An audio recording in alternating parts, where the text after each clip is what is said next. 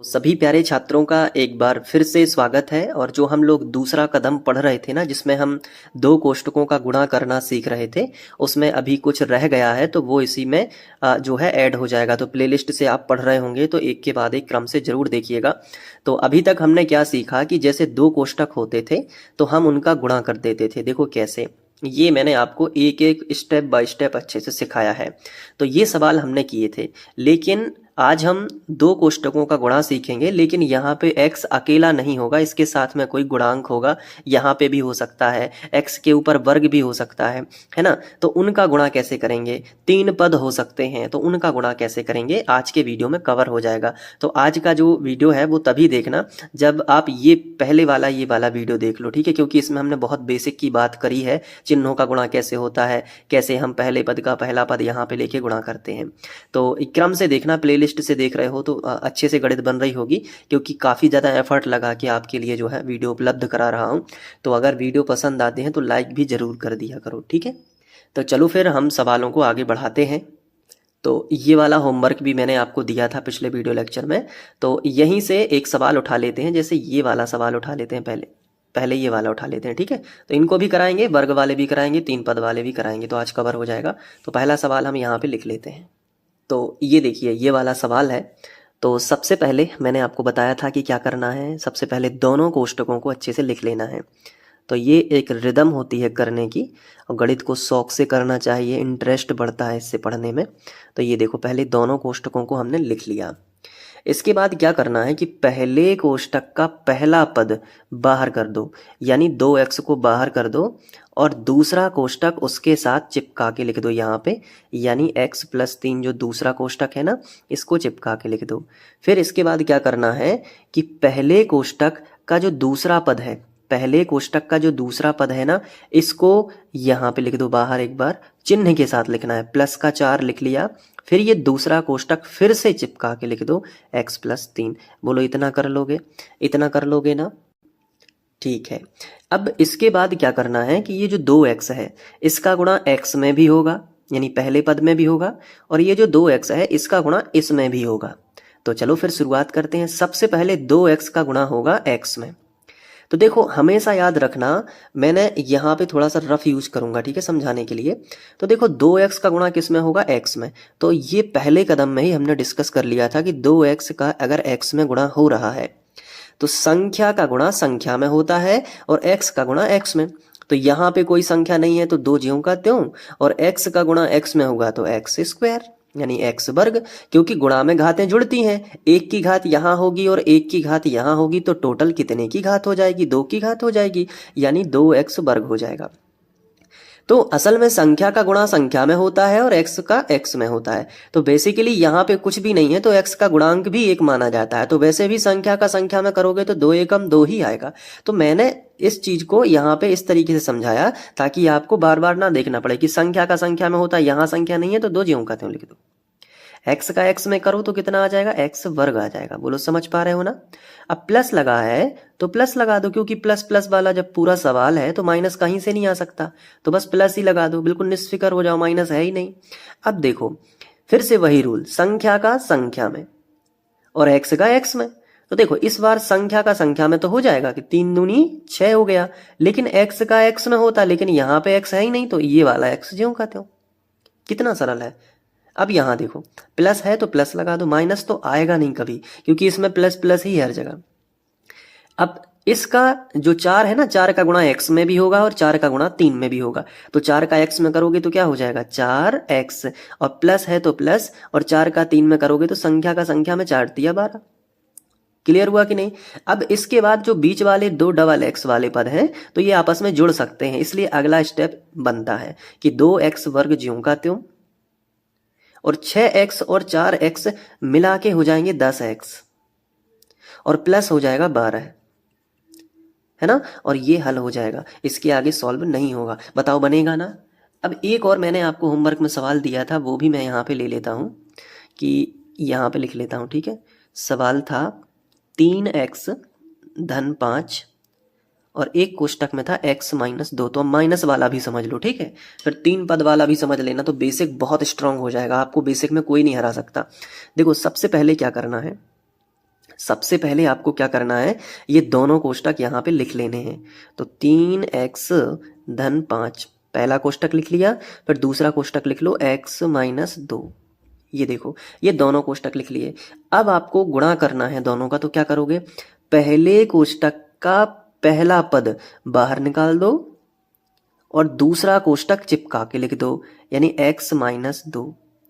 फिर पहले कोष्टक का जो बचा हुआ पद है उसको लिख दो प्लस चिन्ह के साथ में, जो भी हो प्लस हो चाहे माइनस हो, चिन्ह के साथ में लिखो। तो +5 है और उसके बाद ये दूसरा पद फिर से चिपका के लिख दो x माइनस 2। बोलो समझ आ रहा है कि नहीं। अब क्या करना है, अब देखो ये जो 3x है इसका गुणा इसमें भी होगा और 3x का गुणा इस -2 में भी होगा। उसी तरीके से 5 का गुणा x में भी होगा और 5 का गुणा -2 में भी होगा। मतलब जहां तक कोष्टक फैला है वहां तक गुणा होगा। तो चलिए कर लेते हैं। तो सबसे पहले संख्या का संख्या में देखो, संख्या यहाँ 3 है, क्या यहाँ कोई संख्या नहीं है, तो ये 3 ज्यों का त्यों। x का x में देखो x x हो जाएगा x वर्ग, मैंने आपको बताया है ना कि x x का x वर्ग होता है। ठीक है, इसके बाद देखो ये माइनस आ गया, तो जैसे ही माइनस आएगा, यहां कोई माइनस तो है नहीं, यहां तो प्लस ही माना जाएगा। तो प्लस माइनस विरोध उत्पन्न कर रहे हैं, अलग अलग चिन्ह है, तो जब भी माइनस आ जाए प्लस के बीच में तो वो माइनस ही रहेगा। तो ये माइनस लगा है तो माइनस ही लगा दिया। अब ये 2 है और यहाँ 3x है, तो 3x का गुणा किस में होगा, 2 में। तो संख्या का संख्या में होगा, तो 3 दूनी 6 और x का x में होगा, तो यहाँ x है यहाँ x है ही नहीं, तो ये x फिर जाएगा। तो फिर यहाँ देखो 5 है तो प्लस 5 का x में करोगे तो कितना आ जाएगा, 5x। फिर माइनस लगा है तो माइनस ही लगा दो, क्योंकि ऑलरेडी प्लस है, तो वैसे भी माइनस माइनस नहीं होने वाला कि प्लस हो जाएगा। एक माइनस है बाकी सब प्लस है, एक माइनस है बाकी सब प्लस है, तो दिमाग लगाओ कि अगर एक माइनस है ना तो माइनस ही आएगा। अगर 2 माइनस होते तो प्लस बनता, लेकिन कहीं चांस ही नहीं है 2 माइनस होने का, तो माइनस है तो माइनस ही लगा दो। और 5 दूनी 10। क्लियर, 5 का x में किया तो 5x, 5 दूनी 10, माइनस है तो माइनस। हमेशा याद रखना कि एक कोष्टक में प्लस है और दूसरे कोष्टक में माइनस है, तो जहां माइनस लगा है वो माइनस ज्यों का त्यों ही रहता है। धीरे धीरे समझ में आने लगेगी बातें, सब कुछ समझ आएगा, बस ध्यान से देखते रहो। आगे देखो, ये अगला स्टेप क्यों बनता है, क्योंकि ये 2 पद हैं x के, दोनों जुड़ घट सकते हैं। तो देखो अगले में ये वर्ग वाला तो और है नहीं, तो ये तो एक ही जगह लिखा जाएगा 3x वर्ग। लेकिन ये माइनस का 6x है और ये प्लस का 1x है, तो माइनस का 1x आपके पास बच जाएगा। क्यों बचा, बड़ी संख्या में से छोटी संख्या घटाओ, क्योंकि अलग अलग चिन्हों का है तो घटती ही है। अगर एक से चिन्ह होते तो जुड़ जाती, अलग अलग है, ये माइनस का है ये प्लस का है, तो बड़ी संख्या में से छोटी संख्या घटाओ, तो 6 में से 5 गया तो 1x बच गया, बड़ी संख्या का चिन्ह, और माइनस का 10। ठीक है, तो ये इस तरीके से सॉल्व हो जाएगा। तो ये कुछ रहते हैं। अब मैं आपको बताता हूं कि अगर वर्ग लगा है किसी पद में, जैसे मान लो ये तीसरा सवाल करा देता हूं कि जैसे x के ऊपर वर्ग लगा है और -2 लिखा है, ठीक है, और यहाँ मान लीजिए सिंपल सा x + 3 लिखा है। अब इन दोनों का गुणा करना है, कोई दिक्कत वाली बात नहीं है, सब कुछ बनेगा, बस ध्यान से देखो। इसमें देखो क्या करना है, पहले मैंने आपको क्या बताया, देखो नियम परंपराएं नहीं तोड़नी है, जो है जैसा बताया है वैसा करना है।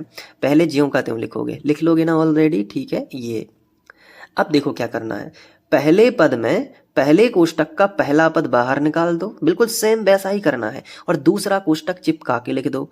लो इस तरीके से लिख दिया। फिर पहले कोष्टक का जो दूसरा पद है यानी -2 है वो निकालो बाहर, और फिर ये कोष्टक चिपका के लिख दो। अभी तक तो ये आपको याद ही हो गया होगा, ठीक है। अब क्या करना है, गुणा करना है, तो x वर्ग का गुणा x में भी होगा और x वर्ग का गुणा 3 में भी होगा। उसी तरीके से -2 का गुणा x में भी होगा और -2 का गुणा इस 3 में भी होगा। तो चलिए फिर शुरुआत करते हैं। सबसे पहले x वर्ग का गुणा x में होगा, तो 1 की घात ये है और 2 की ये है, तो देखो गुणा में घातें जुड़ती है ना, तो x के ऊपर कितने की आ जाएगी, 3 की घात आ जाएगी। तो x वर्ग का x में होगा तो 3 की घात, अगर 2 की होती तो 2 और 2 4 हो जाता। ठीक है, मैं इसलिए अलग अलग तरीके से बता रहा हूं क्योंकि कोई भी सवाल आ जाए, अभी देखना आप उदाहरण 1 2 घात समीकरण चेक करना होता है, और भी सवाल हैं, यही चीजें आपको अगर पता नहीं होगी तो वहां पछताओगे। इसलिए यहाँ पे बहुत अच्छे समझते जाना। 2 और 1 3 की घात, प्लस लगा है तो प्लस। अब x वर्ग का 3 में होगा तो संख्या का संख्या में होता है, x का x में होता, तो यहाँ संख्या 3 है, यहाँ कोई संख्या नहीं है, तो 3 ज्यों का त्यों। और x वर्ग यहाँ है तो यहाँ नहीं है, तो x वर्ग भी ज्यों का त्यों। तो 3 का x वर्ग में होगा तो 3x वर्ग। क्लियर है ना। अब माइनस है तो माइनस ही लगा दो, 2 का x में किया तो 2x। अब देखो माइनस प्लस का क्या हो जाएगा, माइनस। अलग अलग चिन्ह है ना, तो माइनस प्लस का माइनस और 3 दूनी 6, ये समझना होता है। कभी भी याद रखना, जैसे प्लस यहाँ पे लगा है लेकिन गुणा तो माइनस से भी हो रहा है ना, तो माइनस प्लस अलग अलग चिन्ह जैसे ही आपको दिखेंगे तो विरोध हो रहा है ना, यहाँ पे विरोध होगा तो लॉस होगा, माइनस ही आएगा, कुछ हो जाए। लेकिन अगर माइनस माइनस हो तो वो प्लस हो जाता है, यानी कि जहाँ एक सुर में बात हो रही हो वहाँ यूनिटी बनती है, प्लस हो जाता है। मैथमेटिक्स भी ये बात कहती है, ठीक है। अब देखो, क्या इसके आगे सॉल्व हो सकता है, तो आंसर है नहीं हो सकता, क्योंकि सब अलग अलग घातों वाले हैं। देखो एक्स वाला एक ही पद है ना, और तो नहीं है। इसमें देखो एक्स वाले 2 पद होते थे तो ये आपस में जुड़ घट सकते हैं, लेकिन यहाँ एक्स वाला एक ही पद है, ये 2 की घात वाला है। 2 की घात वाला भी डबल नहीं है कहीं, 3 की घात वाला भी और कहीं नहीं दिख रहा, संख्या भी और कहीं नहीं दिख रही, तो ये सॉल्व हो चुका है। तो घातों वाले भी आप कर सकते थे। तो ये जो दूसरा कदम हमने पढ़ा था ना, ये वाला दूसरा कदम, उसका कुछ हिस्सा रह गया था, वहाँ पे कुछ टेक्निकल प्रॉब्लम आ गई थी, तो मैंने वहाँ पे फिर नहीं कराया, बाकी दूसरे वीडियो में करा दिया। तो ठीक है ना, छोटे छोटे वीडियो से आपको जब जब टाइम मिलता है तो आप देखते भी जाओगे। बड़े लंबे वीडियोज़ में बच्चे कहते हैं कि बोर होते हैं सर, और फिर बीच में कोई चीज़ समझ नहीं होती, तो फिर पूरा वीडियो स्किप कर करके देखो। यहाँ पे आपको हर एक सवाल हर वीडियो में मिलेगा, तो आपकी तैयारी बहुत ही अच्छी परफेक्ट होगी। स्कूल कोचिंग के अलावा आपको सेल्फ स्टडी के लिए जो भी टाइम मिलेगा तो मुझे याद कर लेना, सेल्फ स्टडी मतलब मैं। तो उससे क्या होगा कि मैं आपकी पढ़ाई इंप्रूव करवा सकता हूं, और मैं पूरी कोशिश करूंगा कि आपकी पढ़ाई बहुत अच्छी हो गणित की। बाकी आप प्लेलिस्ट से ज़रूर पढ़ना, क्योंकि प्लेलिस्ट से पढ़ने से आपको हर वीडियो का हर चैप्टर का एक क्रम मिलेगा, एक पाठ्यक्रम होता है हर चीज़ के पढ़ने का, जिससे आपका जो है ज्ञान बढ़ता ही जाएगा। ठीक है, तो ये मैंने 2 कोष्टक का गुणा कराना सिखाया 10th लेवल पे, इतना ही ठीक है। अब हम सर्व समीका को कैसे लगाते हैं वो पढ़ेंगे, और वर्ग वाली सर्व समीका है और घन वाली सर्व समीका है, तो वो 2 चीज़ें और हैं। उसके बाद उदाहरण 1 जो है वो शुरू हो जाएगा। तो पूरा पाठ्यक्रम मैंने पहले ही बना रखा है, काफ़ी ज़्यादा एफर्ट लगा है, तो आप इस वीडियो को ज़रूर प्यार दीजिए, इस प्लेलिस्ट को प्यार दीजिए जितना हो सके। मिलते हैं नेक्स्ट वीडियो लेक्चर में। Thank you.